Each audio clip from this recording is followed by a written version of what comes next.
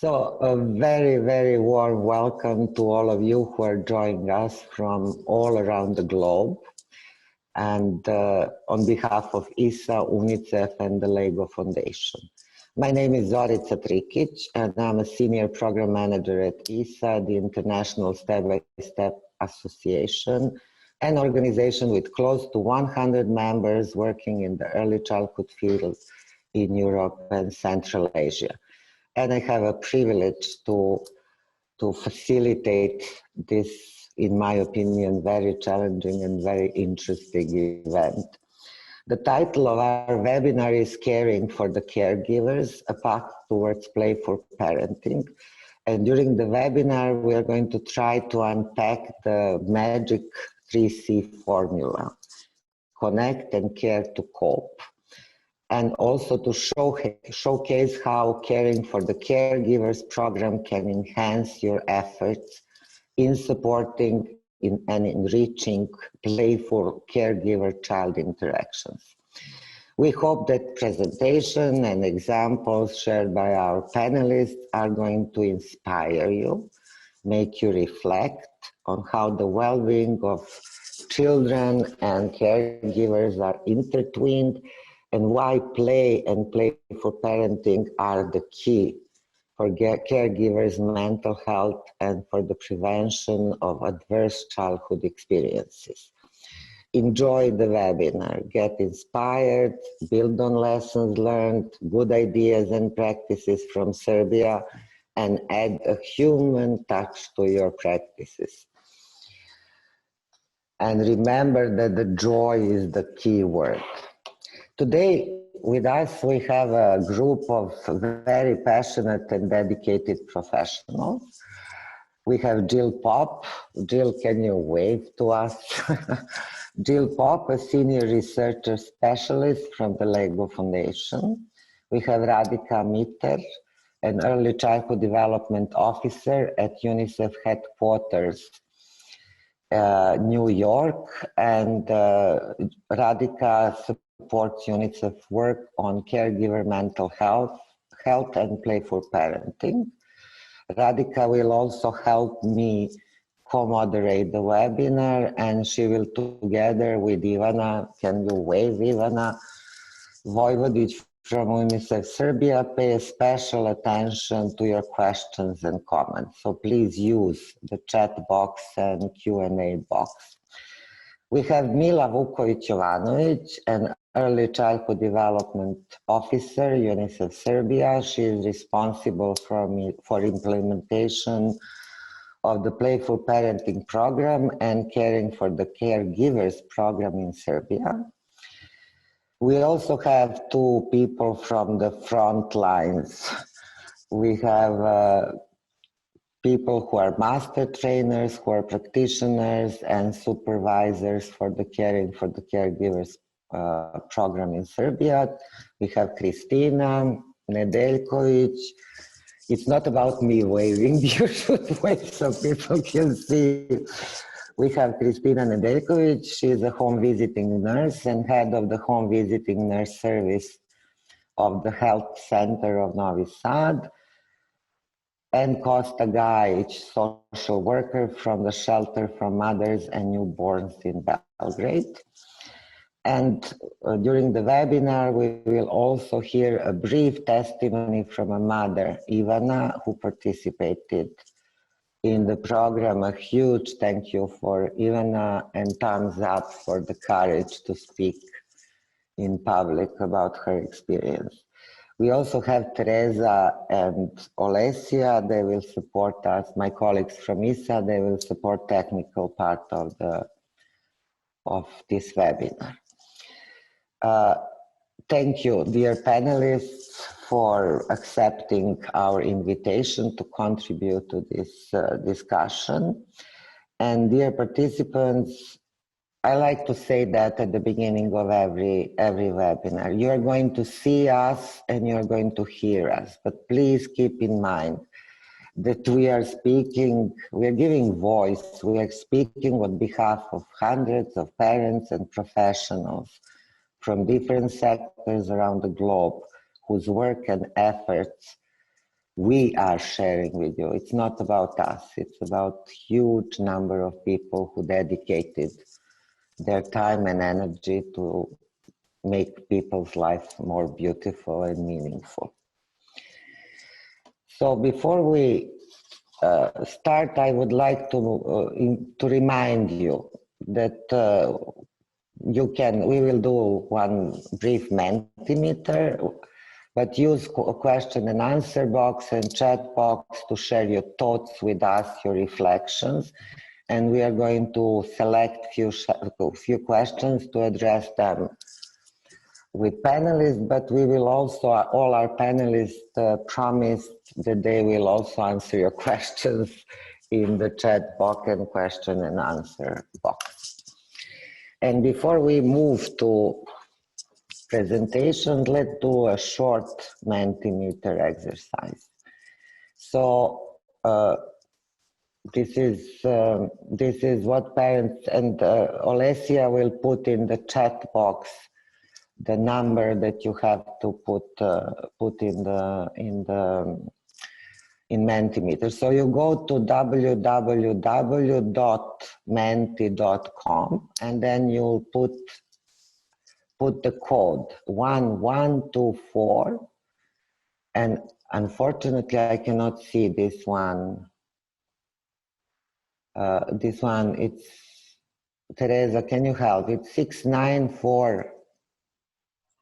It's 6948 1124 6948, and in the chat box there is also a direct link for that. Can you repeat it one more time? 1124 6948. So your question is, what parents need to enjoy parenting? And you can use 3 words to share your thoughts.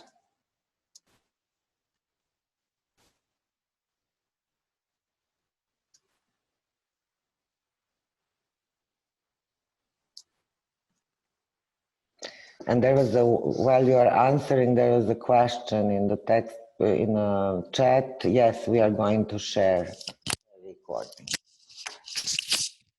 The only thing that will not be shared is the testimony of the mother.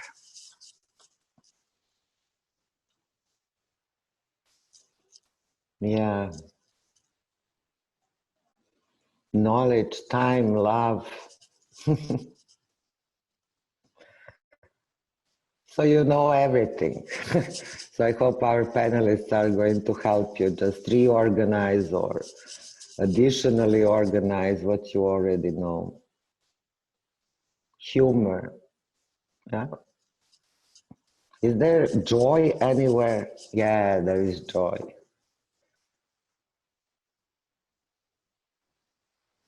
And also very important thing, time for themselves. Guidance, calmness, security. So they need to feel safe in many different ways. And they need to feel that they belong.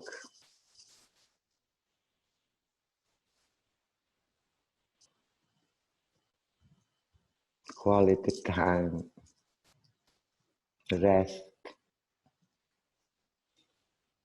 In many cultures, parents are getting messages that all their lives should be devoted to children, but we all know that if they don't take care of themselves, they cannot take care of anybody else. Feeling sure, feeling confident. How can I stop you now? You see how this is growing. It's very interesting. I think that COVID situation influenced the fact that more and more we have health on the list. In the past, health was not there. It was more about financial support and psychosocial support, but health was not so important. Okay, thank you. I know that we all like to play, but we have to stop now, and we should move we should move to the to our first speaker, and I would like to start with Jill. So Jill, in 2019, the LEGO Foundation began a partnership with UNICEF to scale up parenting interventions that promote playful interactions, increase global knowledge and buy-in for this kind of approach and this kind of programs which are playful. And can you tell us a little bit more playful parenting approach and why parental well-being is so important? Sure, I would love to. And we are sure you can do it. Yeah, so trying to multitask here. So can you see my slides first? Yes, okay. Thank you. So first, thank you so much for allowing me a few opening remarks today. I'm Jill from the LEGO Foundation, and I'm a senior researcher here. And I've been working on our early childhood portfolio for about 6 years, developing and supporting research and programs. The topic today is something that I'm very interested in, caregiver well-being. More than ever, I think that we have begun to understand how important it is to care for the caregiver so every child can develop to their full potential. Today, I'll share with you a bit about the work that we're doing at the LEGO Foundation, and you'll hear about more of it from some of our other presenters. And then I'll share some research and findings on play and caregiver well-being. The LEGO Foundation shares the mission with the LEGO Group. Children are our role models. They are curious, they're imaginative, they have an innate ability to learn about the world around them through play. They are the future creators of our society. Our mission at the LEGO Foundation is to build a future in which learning through play empowers all children to become creative, engaged, lifelong learners. So I work within the Playful Parenting Initiative, and we have understood that there's sufficient evidence about the long-term benefits of parenting interventions for children. However, quality interventions don't always go to scale, and when they do, sometimes the quality and outcomes are lost. So we have a big ambition at the LEGO Foundation Playful Parenting Program to really scale the programs that we're supporting with quality. Through various types of desk research and in consultation with global experts and implementers, we've certainly begun to understand and identify some of the factors that limit the scale up with quality of parenting interventions.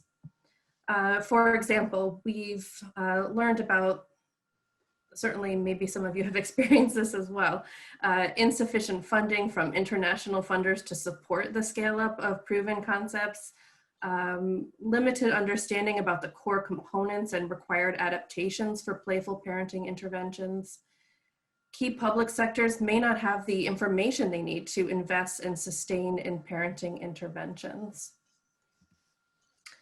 So we seek to accelerate the scale up of quality parenting interventions that support the use of play to promote children's holistic development and really support primary caregivers' demand for playful learning. We want to invest in implementation science to really understand the key ingredients, such as messages, modalities, dosage, technology, and the impact of other aspects of implementation so that funders, policymakers, and practitioners can make more informed decisions. And we also want to support the uptake of monitoring and best practice in large-scale parenting interventions. And then finally, we want to equip key sector leaders with knowledge and skills that they need to integrate play-based approaches across multiple sectors. The Playful Parenting Initiative is in several different geographies, as you can see from the map there. And we are pretty much across the globe in Guatemala, Mexico, Brazil, Serbia, Bhutan, Rwanda, and Zambia. And I should also note that FHI is listed there. They're our partner helping with the different learnings related to our implementation research. I won't read everything from this slide, but I will say that the programs that are involved, that we're supporting through Playful Parenting are are using a variety of approaches. Some have community health workers, some have health assistants. As the interventionist, you can see that it ranged in terms of the reach, and some have a mixed modality in terms of group sessions, mass media, and then individual sessions with families. And so we think that this wide variety will really help us to distill what are the core ingredients of a successful playful parenting program at scale. Caregivers are children's first playmate and therefore have the opportunity to give them a head start on learning through play that will last beyond the early years. I'm sure you can imagine we've been asked many times, what is play? What are the characteristics of play? And a few years ago, we developed characteristics such as joyful, socially interactive, actively engaging, meaningful, and iterative as our learning through play characteristics. But being playful conveys a joyful, engaging, creative quality to interaction in which giving or expressing pleasure and providing meaningful social interactions are important. We understand at the LEGO Foundation that not every play experience will include all of these characteristics. And we also know that children and young children can ebb and flow, like they come and go in some of these characteristics. And also that, they may look a little bit differently in the age range that we're talking about here from birth to 3. Strong bonds and secure attachment between caregivers and children are so important. We know that these early bonds are critical towards children's development. Sensitive parenting plays a pivotal role in establishing secure attachments between caregiver and their young children. And this manifests early through quality serve and return behaviors and being in tune with the child and responsive to their cues. Play provides the right context to proactively support these relationships and serve and return interactions. Secure attachment is connected to later positive outcomes. This is well established within the research literature. We see with secure attachments increased ability for emotion regulation in young children, empathy, cooperation, executive functioning, and cognitive development, but also importantly, psychological well-being and resilience to stress over a lifetime. So coping and resilience in young children. Coping and resilience are especially needed for young children facing adversity, toxic stress, as well as everyday stressors. There's growing evidence that play can support children's development and developing the skills to cope with stress and anxiety. Play likely serves multiple interacting adaptive functions for children, not only building social and emotion regulation skills, but also problem solving. And all of this is necessary for supportive coping. Play allows children to create a space where negative emotions can be freely explored and expressed, and this leads to increased positive affect and reduced anxiety. Caregiver perceptions of play. Recent data collected across multiple countries from almost 13,000 caregivers shows that most caregivers want to play with their children. Overall, 89% of caregivers responded that they enjoy playtime as much as their child does. 94% responded that play helps them get to know their child better. And 91% believe that play is good for their own well-being. Parents and caregivers also benefit from engaging in play with their children. Engaging in playful interactions with children not only equips caregivers to facilitate coping in young children, but it also improves their own ability to cope with stress and anxiety. In addition, the benefits of play extend to caregivers facing adversity, including mothers dealing with depression and families living in refugee settlements. When confronted with adverse circumstances, caregivers may experience stress that affects how responsive they can be to their young child and to the needs of their child. Caregivers struggling with mental health problems may find it difficult to form positive bonds and also difficulty being playful. We see from research in the past that depressed mothers of children 0 to 3 have benefited from interventions that involve learning through play. For example, a program in Pakistan gave a range of playful activities to caregivers to do with their child, and they saw in 10 weeks a decreased rate of depressive symptoms compared to caregivers receiving routine care. So taken together, implementing play interventions that address both parents' and children's needs can make an important difference in promoting the skills to help children cope. And I'll end here by saying there is an urgent need to consider the importance of caregiver-child playful interactions for children and caregivers between birth to 3 years of age.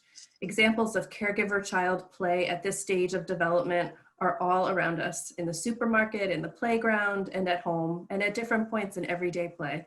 The benefits of these playful interactions to both children and caregivers are clear and compelling. Thank you very much. And I will just stay on for a little bit. I have to attend another meeting, but if there are any questions that come up for me in the chat, I'm sure they'll be shared and I'll address them later. Thank you. Thank you, Jill, so much. And thank you for your efforts to have this kind of comprehensive approach to the issue. That's why I don't like to call Playful Parenting Program. I call it approach or philosophy, and one day hopefully movement around that. And thank you also for bringing back the story about joy, joy of parenting, and the fact that it's so easy to blame parents, but in many cases they do want to play, but they don't know how, or they don't have conditions to do that, or they're dealing with extremely challenging situations. So play, when we work with Roma communities, you hear that play is luxury. Play is, and it's heartbreaking because, as we know, this shared joy is something that is healing everybody. Yeah, and oftentimes, especially in these times, yeah. Right. And oftentimes caregivers express that they just don't have the time to do this because they're busy with work or other household chores. And so, you know, I think raising the awareness that play for caregivers can also help in terms of their stress and well-being, so that they can engage more fully in anything. And they don't need very sophisticated gadgets. No. I think that your last message was so powerful. You can play wherever you want. In the street, in the supermarket, while you're cooking, while you are, even when you are sad. It can be very, very useful, teachable moment for a child, and also building relationship with kids. Right. And I think that was one of the reasons why UNICEF paid so much attention to this program, Caring for the Caregivers. And it was there for a long time. So COVID also made us understand that, that something should be in focus. I hope when COVID is finished, that we will keep on remembering that there are people who need help. And it's not about vulnerable groups, it's about all of us. Right. There are moments in life when we need others, caring others. So can you tell us, Radhika, please, something about the program in general and how it is implemented globally? Yes, definitely. Thank you, Zoradsa, for inviting me to be part of this. And I'm very, very happy to be here and share a little bit about the Caring for the Caregiver program. So this is a program that UNICEF has been developing and testing over the last few years with a few partners, including with the support of the LEGO Foundation. And today I'm just going to provide a quick overview from the global perspective of what this program is. So just going into the outline, I'll begin by first going through why do we need to care for the caregiver, and just talking a little bit about the rationale that led to the development of the Caring for the Caregiver package. I'll then talk about the package itself, going through the key materials, the resources and structure of this package, just to give you an idea of what it looks like.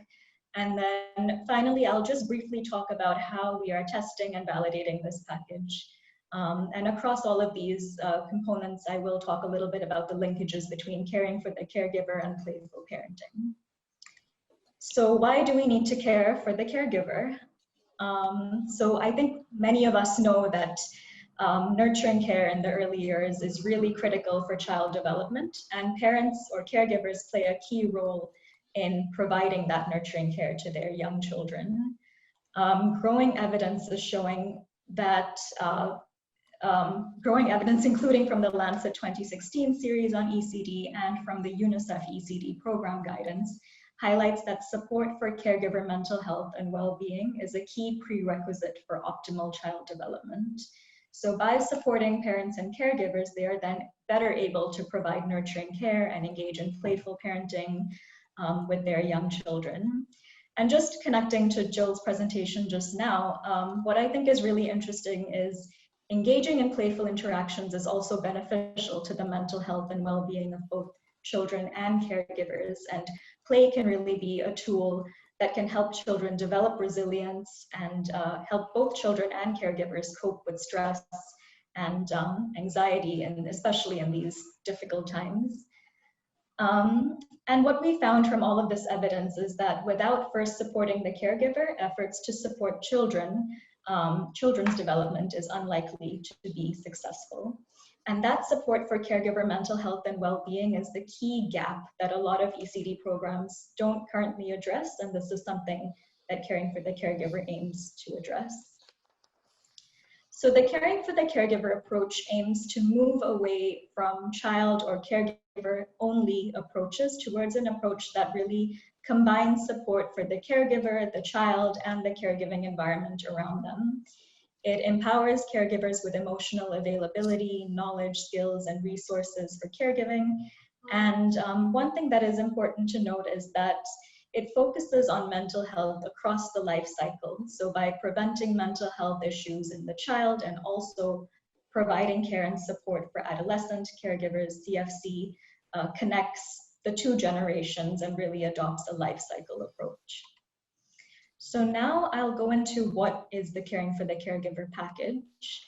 And just to briefly summarize, Caring for the Caregiver is a training package for frontline workers that promotes the mental health and emotional well-being of caregivers. The vision of this approach is to provide counseling and parenting support that aims to improve three things: caregiver emotional well-being, caregiver-child interactions, and in doing so also improve child development outcomes. So in developing the Caring for the Caregiver package, we considered some key design principles. So firstly, Caring for the Caregiver is preventative. Frontline workers are not expected to treat mental health issues, but rather help prevent these issues from emerging in the first place. It's also low intensity, so it's designed to be added on to existing touch points, existing contact that frontline workers already have with families, such as home visits or nutrition and counseling groups. It has a specific focus on adolescent caregivers or mothers. It's flexible, so it's designed to be adapted to local contexts. And actually in the images here on this slide, these are the adapted version of the manuals for Serbia. So this is one example of that adaptation. And then finally, it's designed to be integrated into existing health, nutrition, child protection, and education services. So it's designed to complement packages that already exist. So just going into the key components of the Caring for the Caregiver package, the first is the essential skills, which every frontline worker is trained on, and it's really the building blocks of caring for the caregiver. There are 4 essential skills. Each skill builds on the next one. So the first skill is relationship management. It's focused on how to be a confidant and how to establish a trusting relationship between the caregiver and the frontline worker. The second skill is stress management. So it's really focused on how to help caregivers identify and manage their emotions and stressors. The third is conflict management, which is focused on how to problem solve and resolve conflict. And the fourth is resource management, which is focused on resource mapping to help families identify sources of support within their community. The second part of the Caring for the Caregiver package are the recommendations. So the package includes recommendations for each of the age groups between 0 or conception to 2 years old. And this slide shows an example of the period of 6 to 12 months and some of the key challenges that a caregiver might face during this time. So for example, during this time, the child goes through many developmental changes, which can be challenging for caregivers to adapt to. It's also a time where children become very attached to their caregivers. And in some countries, this is a time when caregivers go back to work. So there is that separation anxiety that can be a challenge as well. To address these challenges, the package equips frontline workers with specific skills, activities, and tools that allow them to connect with and support the caregiver, and then connect with and support the child. I won't go into too much detail here, but just to say that the package provides frontline workers with very tangible recommendations that they can provide to the caregiver to support them during their specific challenges across the developmental cycle. And then this slide just provides an overview of the materials that are used to counsel caregivers and families. I won't go into too much detail about each of the materials, but one thing to note is that they are very interactive. They're all very pictorial and really focus on a lot of activities and play-based activities, which is something that a lot of countries have responded positively to so far.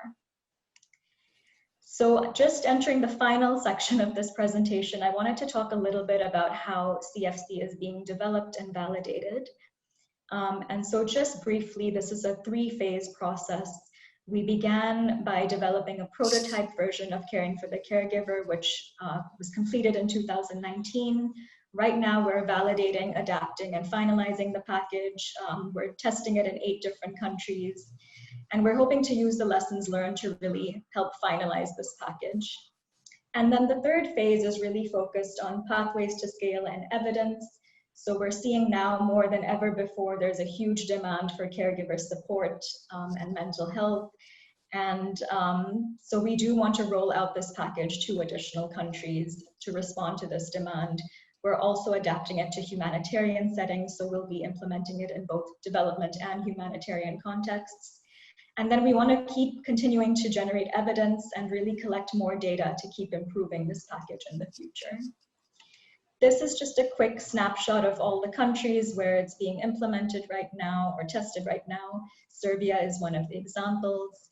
And in each country, we're using different entry points. So either the health or the nutrition or education sectors. So it's very interesting to see how different countries are using this package. And then finally, just to end my presentation, I wanted to go back to why caring for the caregivers is important. And I think for all of us during this period of COVID-19 over the last few years, we've really seen that the need for caregiver mental health and well-being support has grown significantly. And now more than ever, there is that demand from caregivers for this kind of support. We realize that a lot of the content that could support countries' communications and programming efforts are in the Caring for the Caregiver package. So what we've done is really extract those key messages, guidance, case studies, and resources, and put them into a guide that can be used by countries to support these efforts. The key messages in this guide focus heavily on gender, play, and adolescent caregivers. And I've just captured here some of the messages on play that kind of tie into what Jill was talking about earlier about how important it is to engage in play, especially during periods of high stress, as play can help alleviate that stress for both children and caregivers. So just to wrap up my presentation, I've included some links to the Caring for the Caregiver package and the guide over here, in case anyone is interested in seeing them. And I'm also happy to answer any questions. Thank you so much. Thank you, Radhika. Thank you so much for this. I know you can talk about this 2 days, but we pushed you to be in 10 minutes. What I think it's extremely important, what you stressed, that this is about empowering frontline workers to support, to do some kind of preventive work, and also to support parents who are facing some challenges connected with mental health. But this is not about instant production of psychotherapists and coaches, because it would be too much responsibility on frontline workers, but at the same time it can be very dangerous. So we have to have very clear boundaries, who is doing what and why. And also I think that it's extremely important that you mentioned these different entry points for implementation of the program, because in many countries there was at least in our experience, a fight. Who is responsible for that age group? Is it health? Is it social? But basically it's not important. The entry point is where the people are ready to use it. So thank you so much. And there was a question, did you do some kind of field research? And yes, they did, but I cut it out. So if you want to learn more, please, Radhika shared her email, and we also have a mail of Anna Nieto, who could not join us today. So feel free to contact people, yeah? And now, how it looks in practice. Level 1. Mila, as a part of Playful Parenting project in Serbia, program approach, you are implementing Care for the Caregivers program. Can you tell us a little bit about your experience? Of course. Good afternoon and good morning to all colleagues around the region, around the globe, and from Serbia, of course. It is a real privilege to have this opportunity to share Serbian experience, and I could freely say experience in a journey or paradigm shift which Playful Parenting and Caring for the Caregivers program bring to early childhood development practice in our country. So as Zorica said, I'm Mila Vukovic-Jovanovic. I'm Early Childhood Development Officer in UNICEF Country Office in Serbia. And I have with me a couple of slides that will help me to share a story about implementation of Caring for the Caregivers in Serbia. So as you can see, I will start with a very brief background information related to the Serbian context, just that you can get an impression of the local circumstances. And then my main focus will be on our first learnings in this very early stage of implementation. And in the background of my story will be the theory of change of our program with two main assumptions. And Radhika already explained this first assumption, and it is that playful interaction and emotional well-being are strongly interconnected, and both are crucial for family resilience and quality childcare. And many of you already mentioned earlier, Zorica, Radhika, and Jill, I think so, that this has become even more obvious in this period of COVID pandemic crisis. So we literally presume that emotional well-being of parents based on stress management, self-care, and conflict resolution skills, and most important, quality relationship with the family and community are critical for the ability of parents to engage in playful parenting on the one side. But the play and playful relationship within the family are the building blocks of family resilience and can strongly support the emotional well-being and mental health of parents and children as well on the other side. And this second presumption is around responsiveness. So if we really want and really expect that parents provide responsive care for their children, we need to find a way to create, develop, and promote a responsive, supportive relationships, environments, and communities for parents and caregivers as well. So the theory of behavioral change model of our whole Playful Parenting program is actually based on the idea that when frontline workers are supported by intersectoral, integrated policies, quality training and supervision, and positive social norms around parenting, they can provide strength-based parenting, counseling, and coaching.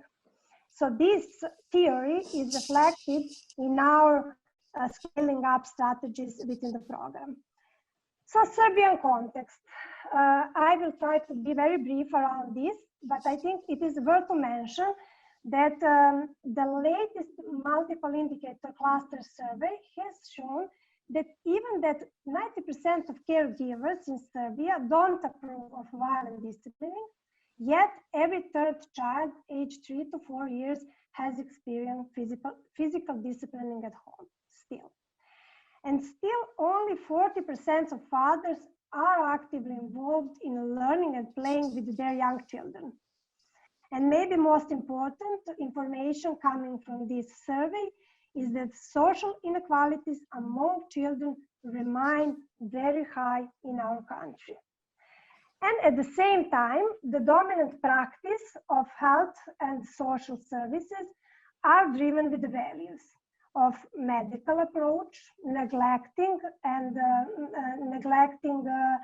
holistic approach to child development and prioritizing care of physical health. Then child-centered approach, neglecting parental support and investments in parenting capacities and competencies. And approach of one size fits all, neglecting the power of culturally competent practice. So this is the most important part. What did we learn from caring for the caregivers implementation? And just before that, I want to emphasize one more time that Playful Parenting program intervention in Serbia, including caring for the caregivers component, aiming to strengthen health, preschool and social welfare service by switching practice from medical to family-centered. So this is a little bit around entry points. And from Serbia example, we try to use all entry points for the parents across different sectors and systems. So that means that caring for the caregiver training involved intersectoral groups of practitioners. Home visiting nurses, practitioners from early childhood education, and social workers learn together in these caring for the caregiver sessions, which was supported by teams from South Africa, Wits University, the Lancet team, and headquarters of UNICEF. And in this early stage of implementation, we can share some learnings, and we are very proud on this. And some of the frontline workers' feedback and sentences I will literally convey to you. So,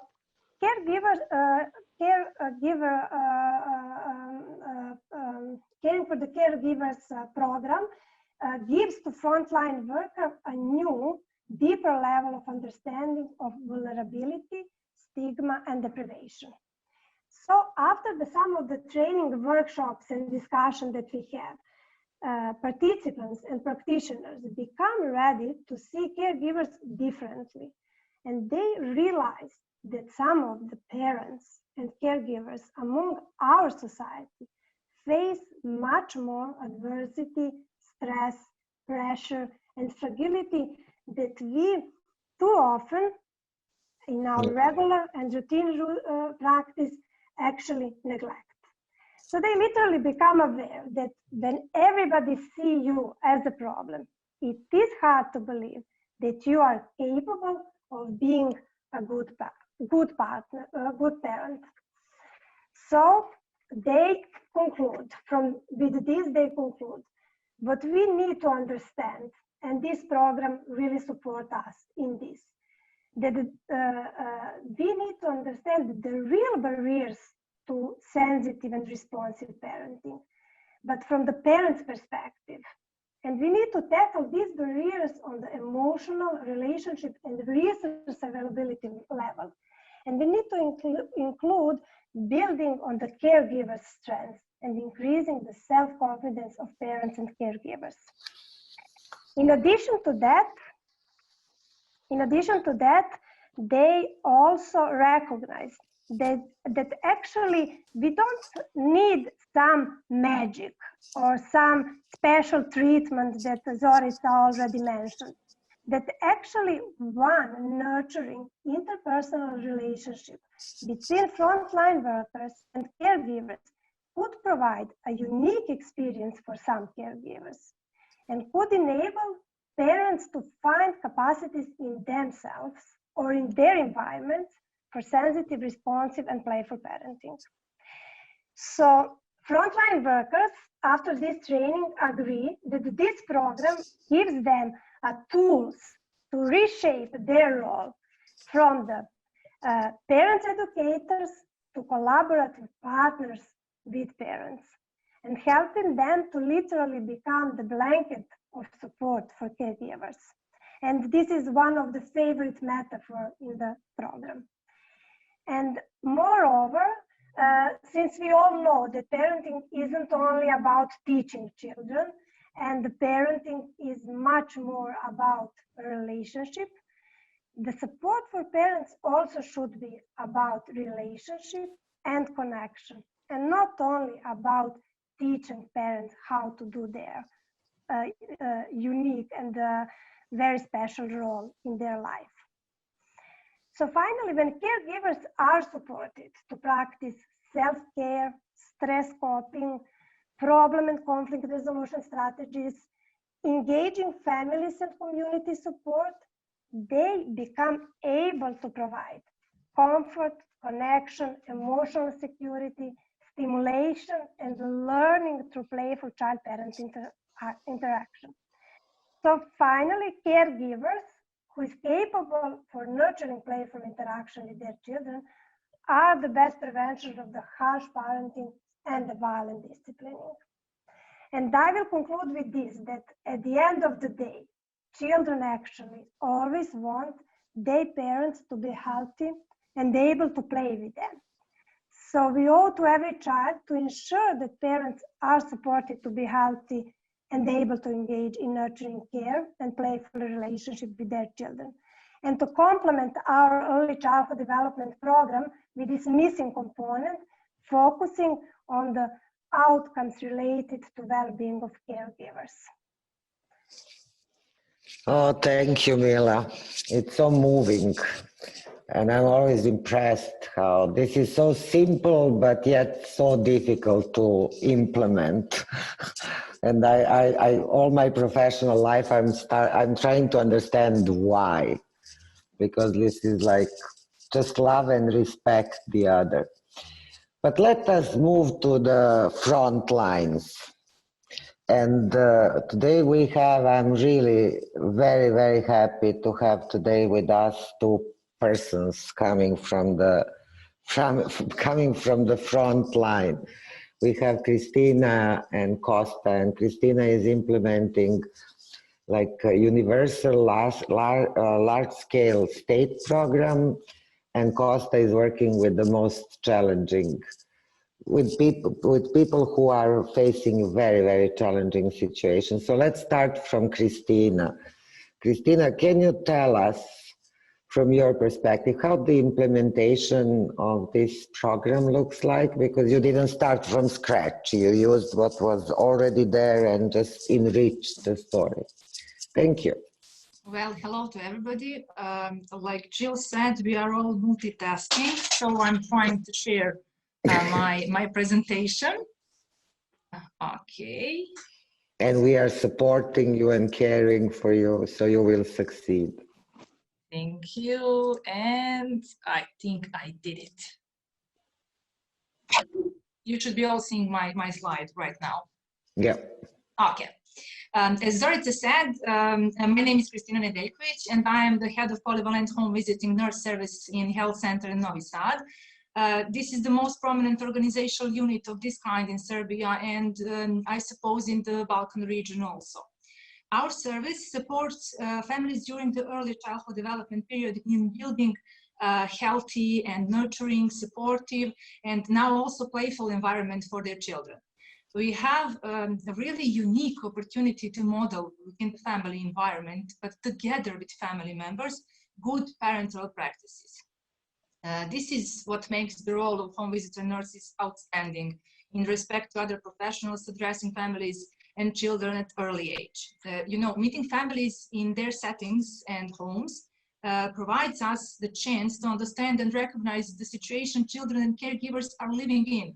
And it also gives us opportunity to create safe and enriching environments for playful and stimulating parenting.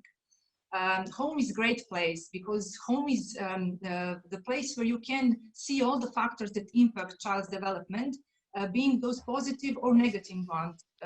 And by entering the door of the family home, home visitor nurses become some kind of family member, warm and caring professionals. In Serbia, for those who don't know, families are entitled to 1 visit during the pregnancy. We do more visits, especially if some risks are identified. They are entitled for 5 visits to a newborn period. This is the first 28 days of life, 2 visits during the first year of life, and 1 visit at the age of 2 and at the age of 4. And during the home visits, we try to focus on all the nurturing care elements, not only on the health care as it was before, and not only on observation of the health condition of the child or other caregivers. We learn together with parents why it's important to communicate with the child, to read and play from the very first day of life. You know, we help parents learn to understand the child cues. Everything we do together with family, and we do through practicing daily routines that parents will be repeating many times during the day. The most important to note is that every family, regardless of economic status, religion, ethnic or national origin, is entitled to home visit in Serbia. We also use our professional knowledge and connections with other services in the community to provide essential referrals, especially for those families who are vulnerable, as well as a wider infrastructure of support for family. You said, I really got the opportunity to practice the caregiving for the caregivers program in my daily work. And I have to say that the most considerable value of this program is bringing to families, from my point of view, is that leads them with the support of frontline workers through self-care and coping strategies. I like to use one old saying that said, if you give man a fish, then you fed him for a day. But if you teach man how to fish, then you fed him for a lifetime. And I think that this same saying can be applied to this program because we help people to helping themselves. On the other hand, I have an impression that with some specific cards that program brings us, such as stress bucket or emotion basket or self-care card, we open space for parents to speak about their feelings. The key message is that sometimes it's really just enough for the family to have a warm and supportive person next to them who just can listen, nothing else. For now, we have seen positive reactions of families during the field work. The COVID pandemic is undoubtedly left a mark on each parent in the world. And this is why I think that this program came at the right moment. As the trusted professionals and friends of the family, we can learn about the mental health needs of caregivers and provide a first-line listening support and advice. We encourage caregivers to speak openly about their feelings without fear that they will be stigmatized or labeled as bad parents because they feel depressed, anxious, or unhappy and unable to enjoy the parenting role due to many different reasons. I'm going to stop share my slide right now. I did it. Okay, as Jill said, we are all multitasking. So I'm really proud of myself. You should be listening to your story. I think you have a lot of reasons to be proud. And I don't know about the others in our audience. I think it's such a joy seeing such a passion in professionals. And thank you, Christina. We know each other for a long time, and it's beautiful to see how people are growing while doing what they love.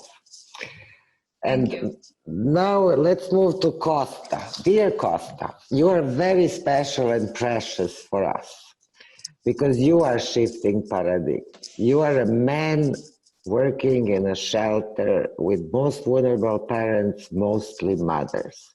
So I think it's a big shift in the way how we understand who should work with whom.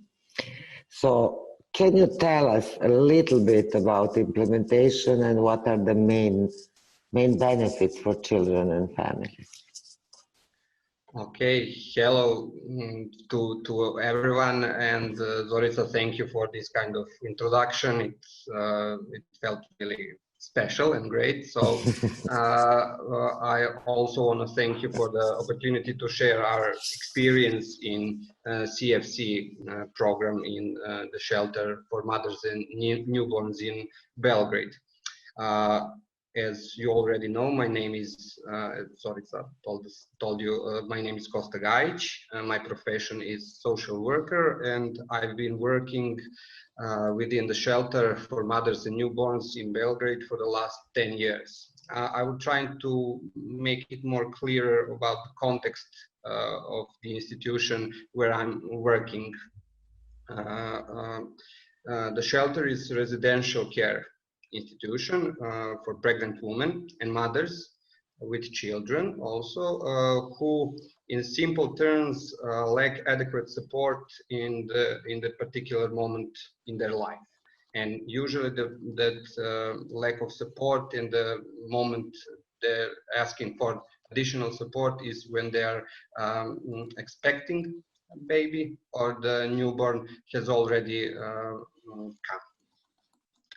The main aim of our institution is to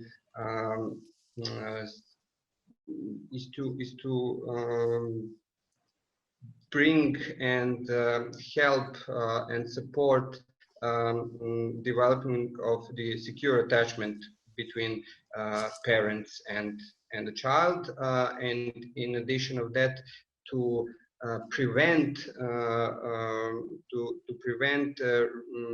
removing the child from the family, because there are a lot of families who are using this kind of support are in really sensitive time in their life, and they need a lot of support. The large number of women residing in our institution comes with many personal traumatic experiences. It's important to say that some of them have suffered violence, deal with prolonged struggle with precarious living conditions, and some of them have previous experience of separation of their child from the family, and some of them also sometimes have been separated from their family as children.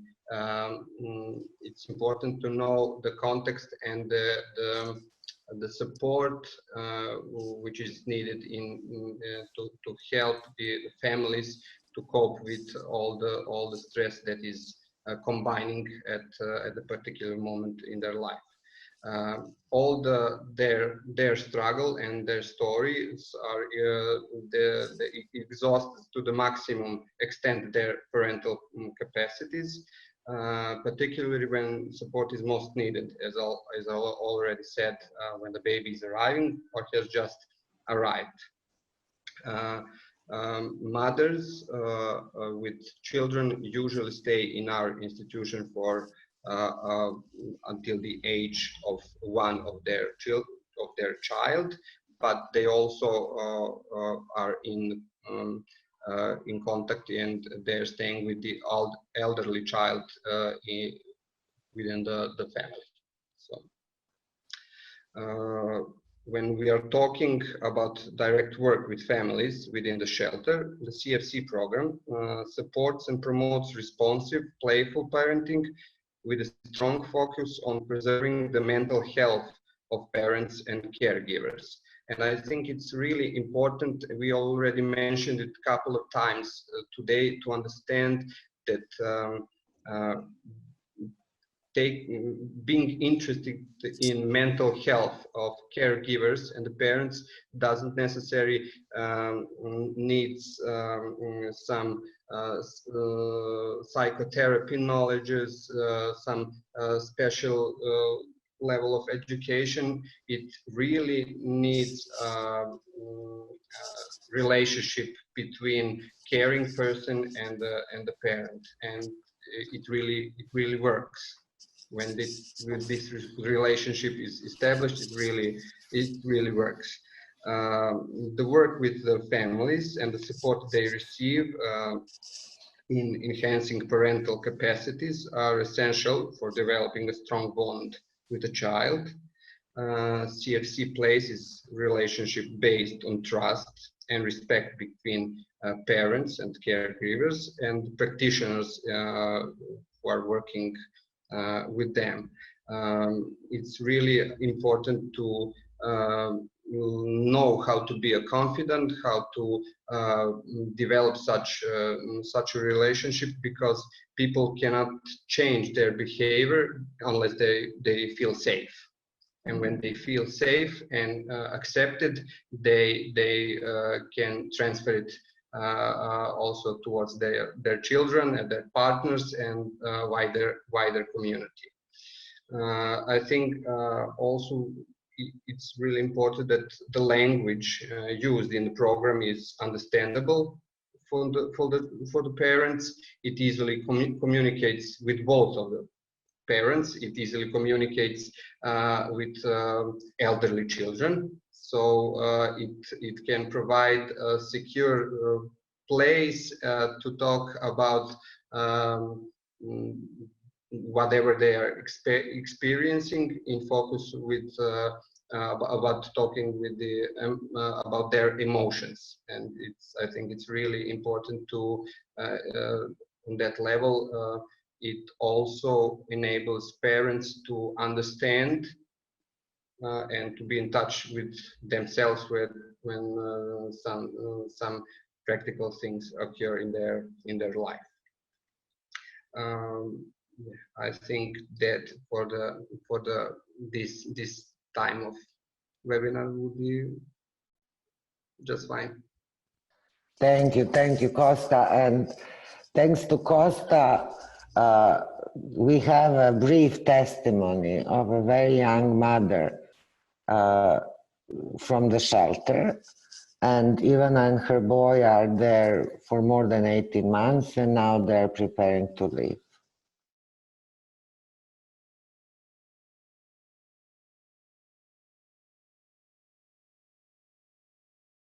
So do we have any comment or question, Ivana?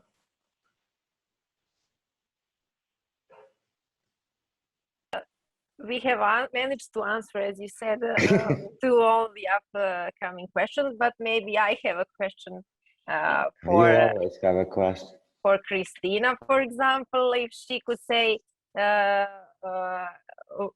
what this program brings to her, not only as professional, but also for personal development.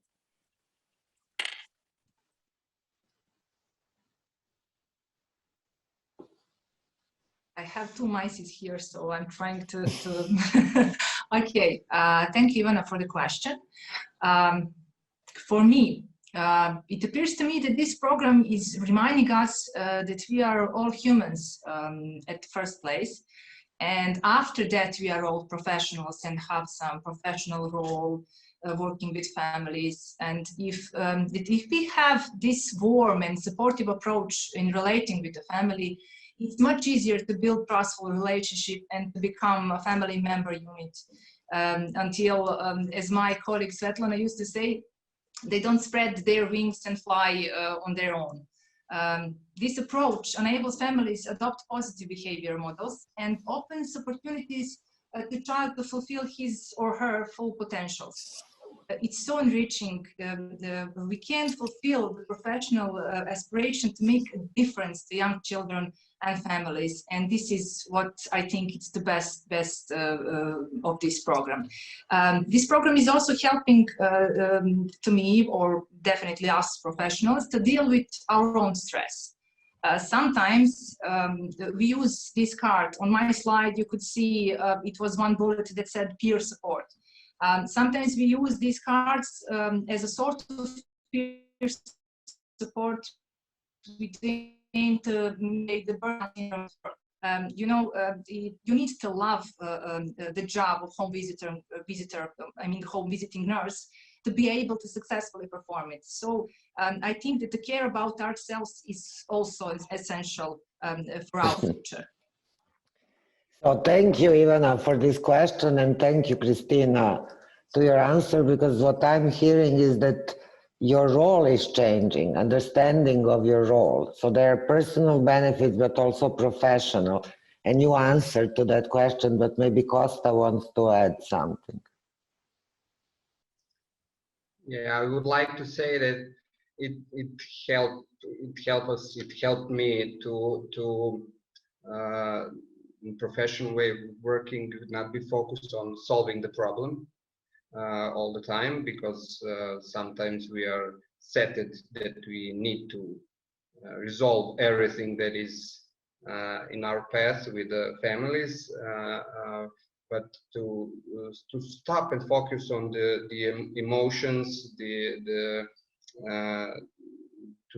to understand that that is also the really important way of supporting families and parents. And even though in our culture is everything is a lot of things about doing and not about dealing with the emotions, talking and recognizing it, we need as a professionals time to talk about also our emotions and our coping mechanisms, and we also can imagine that parents needed too. So in that way, it's really helpful, and I think in some way it normalized the issues and the questions about mental health, and idea of how can we be supportive to the other people. We really don't need to be psychotherapists all the time. It's in every day it's okay to have the the knowledge and the training and everything, but we need to build the relationship with the parents, with the caregivers, with the families, with the wider society, local community, and that really helps. So I think it's very interesting what you said, because now we have a question from Kat. I suppose it's she. I'm making assumptions. Everyone has different ways of coping. Oh God, it's gone. Of coping with stress. So how do you adapt your reactions and your advices or the process to different cultural background? Mila wants to answer. Yeah. If that's okay, but definitely Costa and Christina will have something to add, I'm sure. But I just want to emphasize that the program isn't about giving the final solution to the caregivers. It is much more about... Don't use, please, final solution, I beg you. Yeah, you can solve problem if you do that and that, you know, like a directive way of counseling to parents. It is more about increasing capacities of frontline workers to facilitate discussion and communication with the parents about their own solution. So it is more about skills to ask the parents what are their perspective, what are the barriers from their perspective, and what are their own solution and ideas to overcome some stressful situation. And Christina and Costa talk a lot about these coping strategies and self-care strategies, which is a very important part of the program. But also this program increased capacities of frontline workers to support parents in the three level, in the level of these internal processes, if I can say, in the level of solving this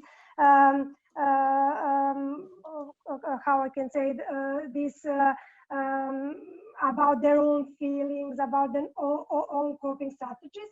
But second level is about interpersonal relationship and the strategies related to how to solve some conflict, which is very often the barrier of positive parenting and exhausted, as Costa says, parenting capacities. And the third level is this connection with the communities. So it is very important to strengthen a capacity of caregivers to seek the help from the communities, to increase the quality of this relationship with non-formal and the formal resources around the social networks. And then when you build these linkages between families and communities, you know, you can go and work with some other families, you know. It doesn't need to stay with them all along, because they now have their own resources and capacities that could rely in the time ahead of them. And future stressor. So basically, before you react, you listen. You are not coming with your magic luggage full of solutions, because then it can be problematic. I think it's a great approach, but it's very challenging. It's very demanding program. Every time when you are providing some kind of psychosocial support for parents and any other person, it drains you. And I think that both Costa and Christina mentioned that they're using sometimes cards to deal with potential burnout in their team. But as far as I understand, in Serbia, as a part of your program, you're also providing supervision, and Costa and Christina are also supervisors. You both have so many hats in this program. Can you tell us very briefly, how do you do that? Mila, would you like to start? Oh, yes, of course. Sorry, I didn't understand. It is a question for me. But yes, well, with the supervision and supervised practice as a part of this program, it is actually the same message. So when we talk about caring for the caregivers, it is about, we talk about parallel process. So we need to integrate this, we try to integrate personal and professional experience and try to connect these dots of messages that we send to parents, caregivers, child, and the professionals in the same time. So what caring for the caregivers actually learn us, that we need to stay with the people when they implement some new knowledge and some new skills into their daily work. So training isn't enough in this like traditional term of training. Supervised practice is obligate part of training package in the Caring for the Caregivers program, and which means that you need to support real learnings happen when you implement. So you need to support people in the moment when they struggle to change some of their behavioral patterns and some of their way of working they used to work. And the quality of supervision on supervised practice is actually the same as intervention.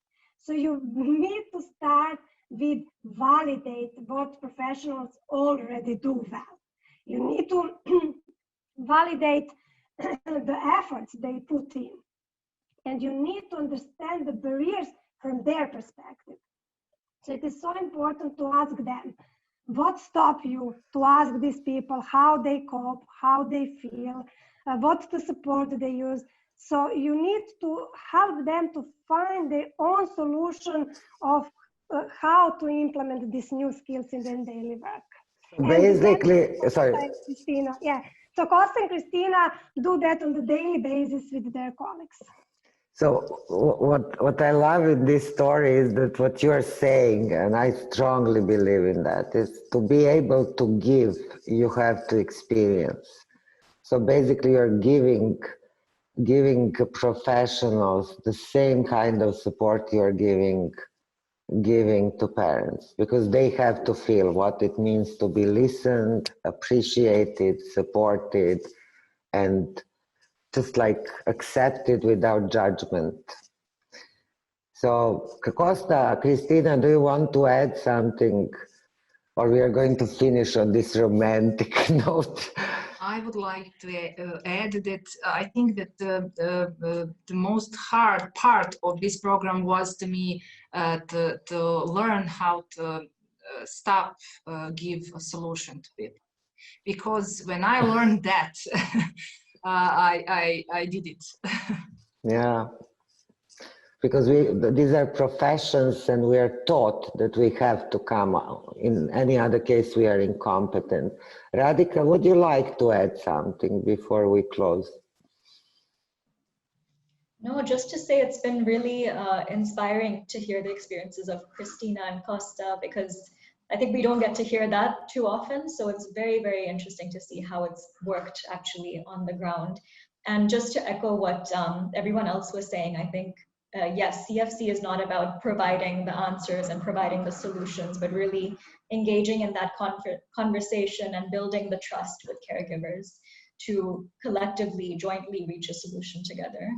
So I just want to thank everyone, and this has been really, really interesting for me as well. We were very happy to have Costa and Christina, and very often, I don't know about the others, but very often during the webinars it's difficult to get frontline people because they always think they're not enough competent in English. So we have to find some solutions for that. But I think that both Costa and Christina show that it's not important, the message is important. And on that note, I would like to close this webinar. And I would like to say thank you so much. It was a real pleasure. It was a real pleasure talking with you, listening to you, and also to our participants. Thank you so much for bearing with us. You can find us on Facebook, you can find us on Twitter, you can visit our websites, you can also visit Lego website, and here you have Radhika provided her email address. Here you can find email addresses of Ana Nieto, Mila, and my email address. So if you have any question, any, I don't know, whatever you would like to ask, don't be scared to ask, because we are trained to listen and respect. And my last message to all of you is, let's take care of each other. We don't need Corona to be reminded that the biggest gift we can give to each other is just to be there when we are needed. So thank you all, and enjoy your holidays. Stay safe, but at the same time, try to enjoy life. It's not easy, but I'm sure you can do it. Thank you so much. And one more information, sorry, recording is coming, materials are coming, so don't be worried. You will get everything. All participants will get all materials. Goodbye, and let's stay in touch.